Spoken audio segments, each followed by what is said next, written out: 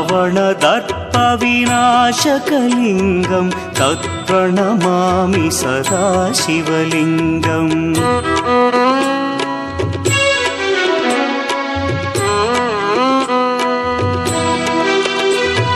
सर्वसुगन्धसुलेपितलिङ्गं बुद्धिविवर्धनकारणलिङ्गं सिद्धसुरासुरवन्दितलिङ्गं तत्प्रणमामि सदा शिवलिङ्गं कनकमहामणिभूषितलिङ्गं फणिपतिवेष्टितशोभितलिङ्गम्